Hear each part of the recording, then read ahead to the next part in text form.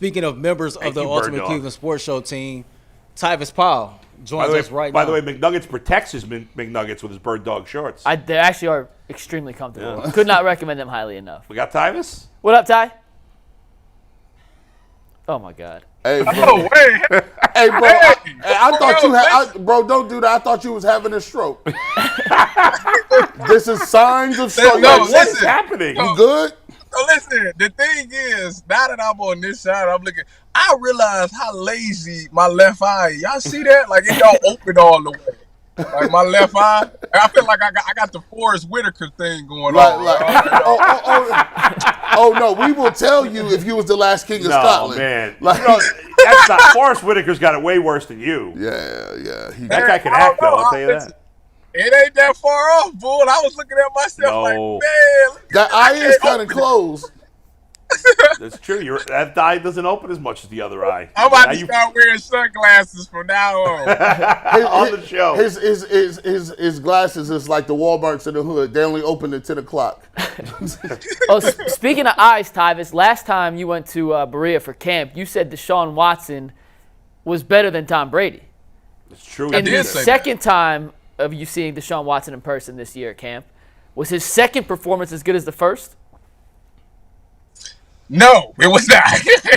No, it was not as good as the first. It was not Tom Brady-ish, but I mean, he did make some really good passes yesterday. He threw some interceptions, so I can't, it's part of the game. I'm not going to make a big deal of it. I tell you what, the whole vibe around the media and the team is everybody's just ready for the regular season. Obviously, these starters are hyped up to be able to get out there and get a chance to play football. I don't think Nick Chubb is playing, but, so outside of that, everybody's ready to play football, but everybody's ready to get to the regular season. People's not going to get hyped up over Elijah Moore catching the ball over Denzel Ward. If that's we need Elijah Moore to make plays over Cincinnati's DBs. We need Denzel to lock up people against Cincinnati. Those are the things that everybody's kind of ready for. But overall, man, I liked it. I had some concerns. Yesterday for being there, but, it is what it is. Well, we'll go with that. What are your concerns right now, Tyvis? Well, Bull, it's funny that you asked. I got to sit up a little bit, in my car. Well, you just said it. Of course he was going to ask, Tyvis. So my concern is, they were running some cover 3 yesterday. And I was watching, they had Denzel in the slot. Obviously, G News not in there right now. So Denzel's getting he's getting some nickel work in right now. And, he looks pretty good. My only concern is that, and I was talking to Nathan Zagura about this, and he went to go give me the answer, but I ain't really happy with the answer that I got. But that's neither here nor there. So when you're a buzz player, right? As a buzz player, that means you are... So you're in cover 3, you buzz into the flats. So you got the flats, but you also got to protect that curl and that 7-cut area. So it's a certain technique that I'm so used to. You run 8 to 10 yards, you get to the number, and you got to flip your hips if number 2 or 3 is vertical, right? When I say flip your hips, I call it a hinge. So you run and you flip, you take your shoulder and you flip it towards the inside. So it's kind of like cover 2. You put yourself in a cover 2, so that way you deteriorate the quarterback from throwing that 7-cut and you rally down to the flats. Well, my problem was a lot of these buzz players weren't flipping their hips, so the 7-cut could be wide open behind them, but they never see it because they don't have their hips open to see it. And I seen it about 2 or 3 times yesterday, and I was just curious if it was something that was being coached or was that just something that they was just doing yesterday. So that concerned me a little bit yesterday. Another thing that concerned me was Delpit. Njoku got over on him 1 or 2 times yesterday, and I'm like, Delpit, you're gonna be essentially the Malcolm Jenkins of this defense. You are responsible for covering running backs, covering tight ends, and you got to do a great job of shutting them down. What made that Philadelphia Eagles defense so good outside of the pass rush? Well, they had a guy like Malcolm Jenkins, the leader in the secondary. That was erasing a lot of things that could fix a problem in the secondary if it came with coverage, came with being physical. And Delpit, I look at as that guy that has to get it done. And, you can't be losing coverage. Now, don't get me wrong, Njoku's a really good tight end. But come on, man, you got to at least win some type of reps in. Just the 2 practices that I've seen, I haven't really got a chance to see it out of him yet. So I'm hoping that I see it in this preseason. Just him getting his hand on the ball, man. That brings so much confidence by being able to put your hand on the ball, whether that's a PBU, whether that's a pick. But I also seen Juan Thornhill make a play out of the post yesterday, so I was happy to see that. So overall, I get a secondary. I give him a B. Denzel had a nice little play. Had a nice little play. Got his hand on the ball. Got a tip up. The linebacker came and picked it off. Tips and overthrows. Got to get those. So I give him a B. No, hold on. Let me get to this. So, what you saying Delpit is getting beat? Is he getting beat on specific routes? Is he just not? Is he not aggressive enough, or is it play recognition? Is it he not reading the keys? No, this was a man-to-man coverage. He just got beat on the route, and I'm just like, And then remember a couple weeks ago when they was in Greenbrier and they kept throwing them 7 cuts, and he kept giving up 7 cuts. So it's been like those little things where I'm like, those are big deals, and like I said, I haven't seen him make a play. Now, don't get me wrong, maybe he making the plays and the Browns ain't posting it or nobody's talking about it. But from the stuff that I've seen with my own 2 eyes, I haven't seen anything productive yet. And like I say, for a guy who is his contract year and a lot is riding on this season, whether or not they're gonna do really well because of him, he gotta let me see something. I need to be more comfortable going into the season, and right now I'm not that comfortable. Tyvis, you said Denzel tipped the ball. It got picked up. I think it was Kanasic. Did I say his name? Kanasic. Probably. Jordan Kanasic. He apparently he's been playing a lot with the ones. Is there a chance he's going to end up being a starter, a surprise starter? Well, I don't know about that. I tell you what, yesterday when I was in the 7-on-7 period, I got to see Anthony Walker and Taki in there. JOK wasn't in there for that. I don't know why, but that. So I seen it was Taki and Anthony Walker starting in 7-on-7. Obviously, when they went to the team period, a little more bumping and not. I was about to say bumping and grinding. Whoa, pause. But a little more. Super. Listen, I stopped myself. Listen, you gotta give me credit. But there was a little more action in there.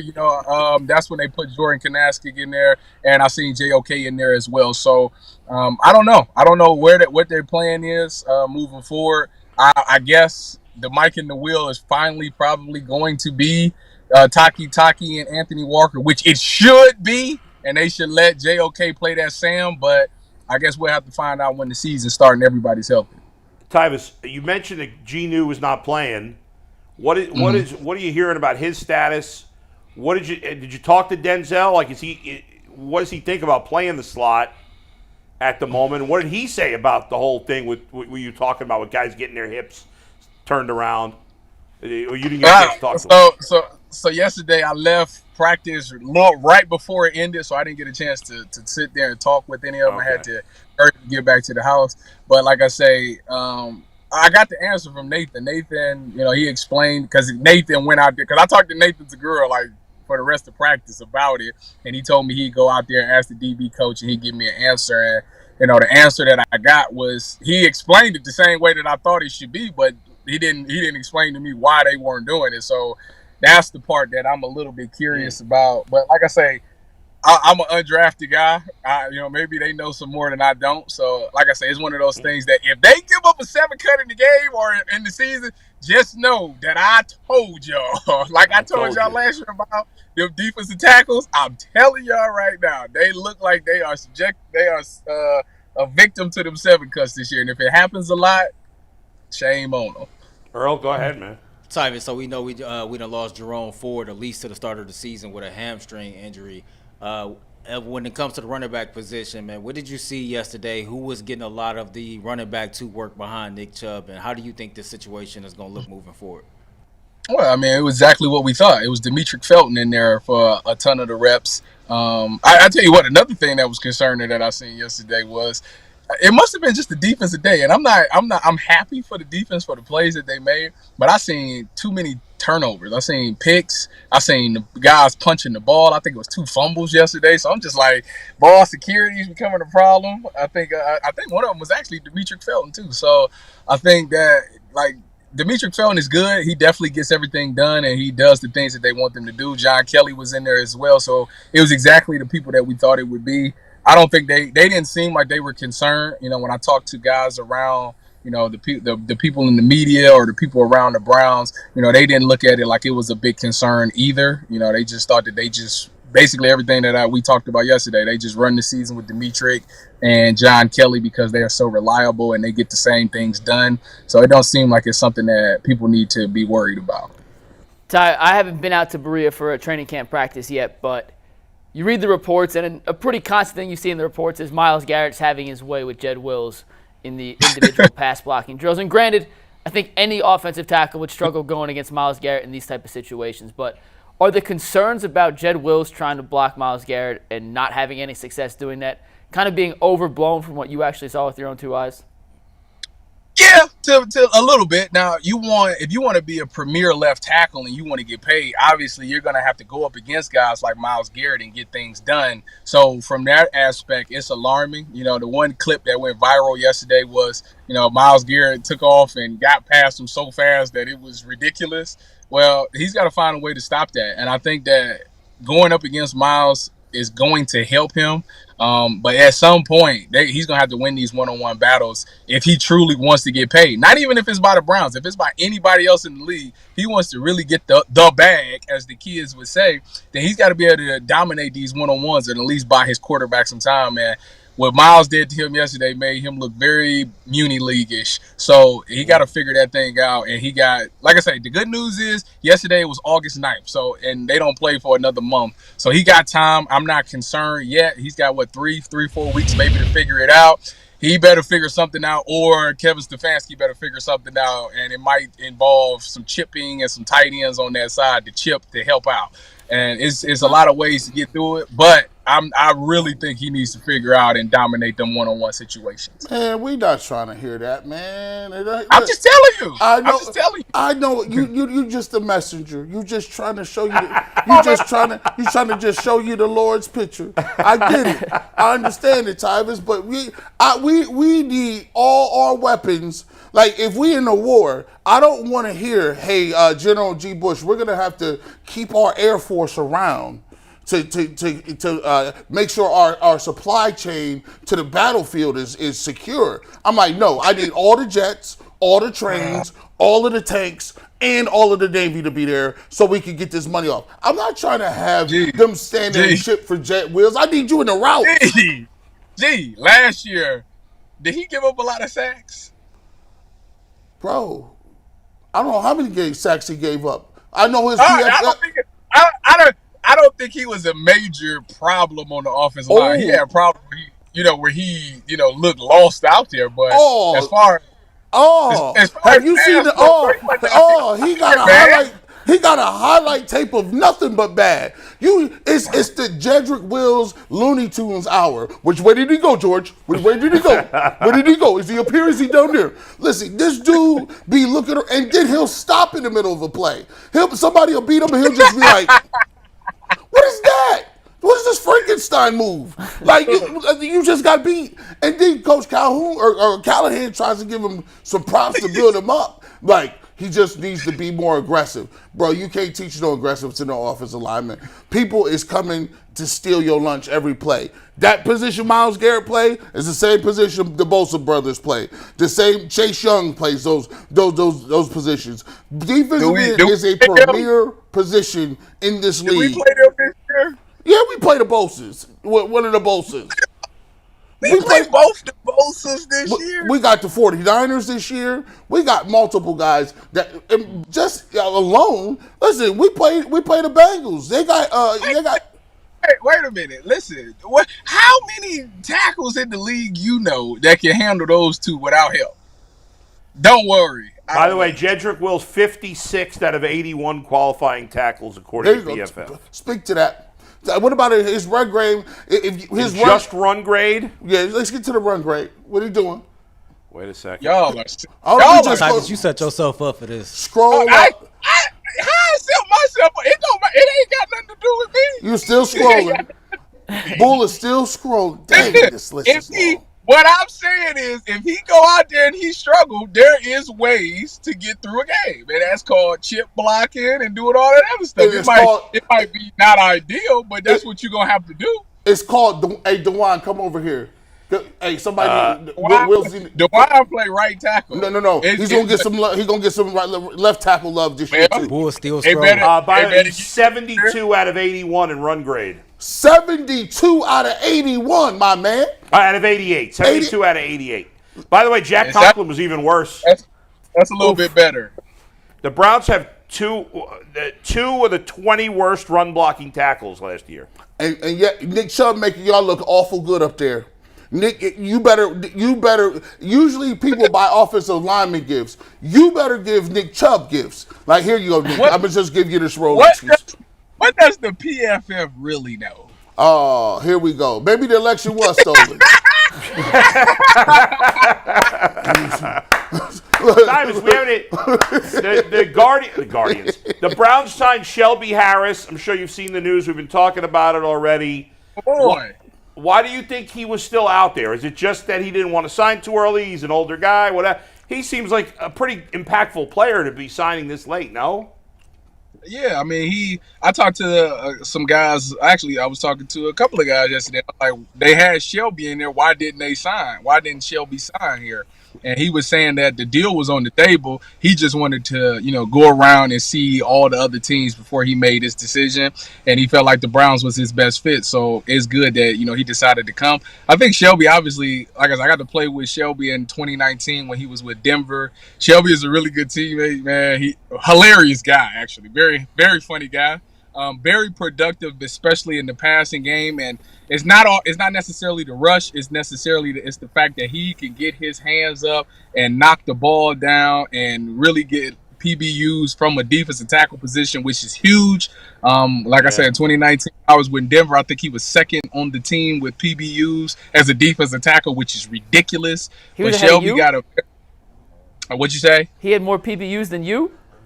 Well, yeah, I was on practice squad, so yeah. Hey, this is the thing. If I was playing, then no, he wouldn't. Oh, that's if I was playing, Denver probably would have won 17-0 that year. I'm just.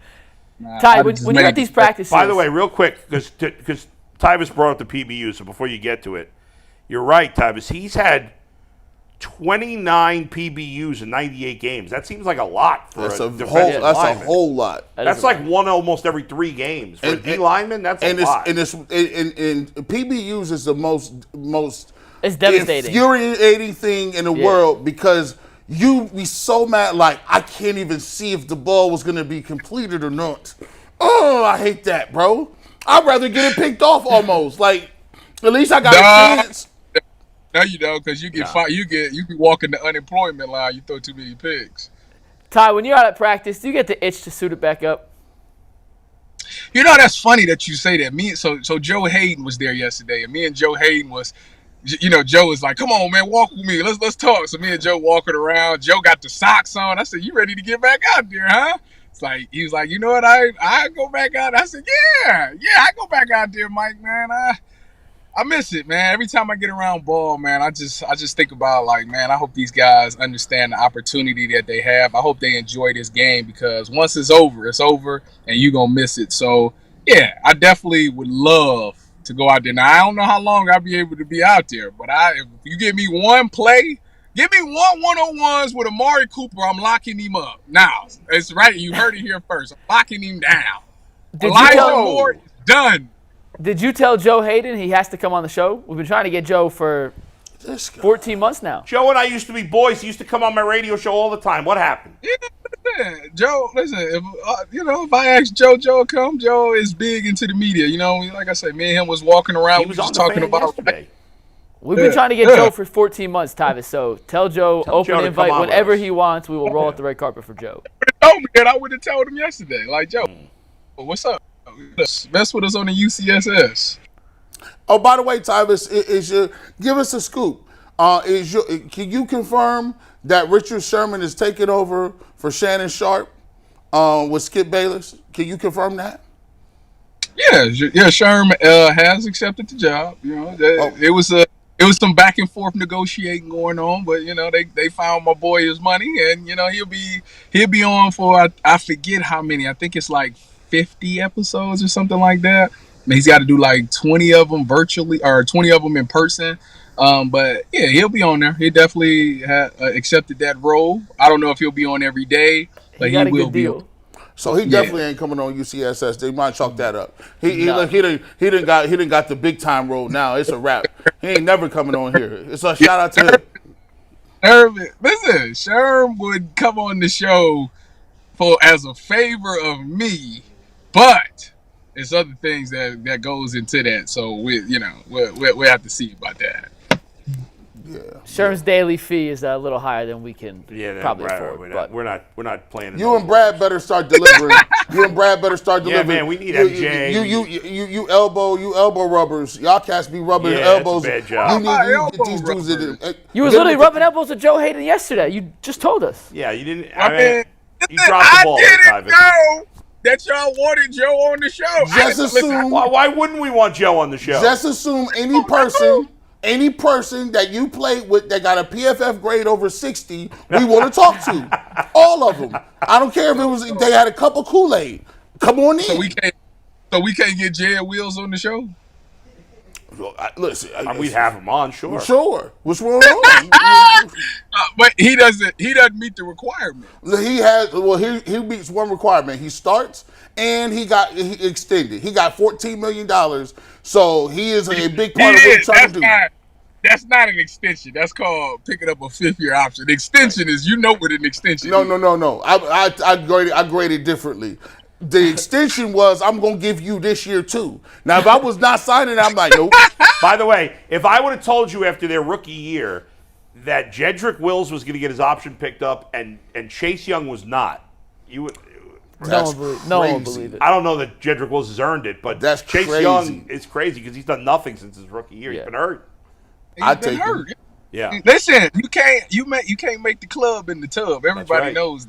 So listen, Chase got to come out there. He knows what he got to do. He got to go out there and have one of them seasons. The best thing is they kind of did him a favor because if he balls out this year, he's closer to getting his bag quicker. He don't have to wait through the 5th-year option. He can get it next year. So That's true. a lot of it rides on this season. He either gonna make or break it. He either gonna make himself a lot of money or he'll have to sign some 1-year prove-it deals from here on out. Well, that's what happened with Daniel Jones. Remember, the Giants turned down his 5th-year option, and then he had a great year and he got paid.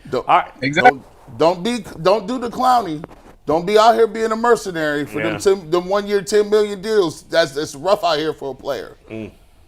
I'd take They it. give me $10 million for 1 year. Tell them to call me. My phone, my body is still in shape. I might need to drop a couple pounds. Don't listen to G. Bush. I need to lose like a solid 10, and I'm back out there. You know what I'm saying? It's obnoxious when skinny people talk about losing weight there, Tyvis. Hey, y'all know I'm intermittent fasting. I think I said that correctly. You did. Yesterday was hard, man. I do 11 to 6. I wouldn't recommend it for a lot of people because yesterday traveling from Cleveland to Columbus, I kind of missed my eat window for like dinner. So I ate at 4:00. And yeah, rest of the day be hard on that intermittent fasting game. You be looking around. You like, I just want a granola bar. Just give me something. I'm down 4 pounds since I've started it. So, it's working, but it's not easy. All right, Tyvis. We feel really sympathetic for your weight loss journey. Buddy. Oh, one last thing. I watched the Johnny Manziel thing. I can't believe that you that's what you wanted to talk about? That's what you was mad about that we didn't watch? You know what? I can make an untold story that's more interesting than that. Really? You didn't find it interesting, huh? No. It wasn't nothing that I didn't already know. All right, fair enough, Tyvis. We'll talk to you later.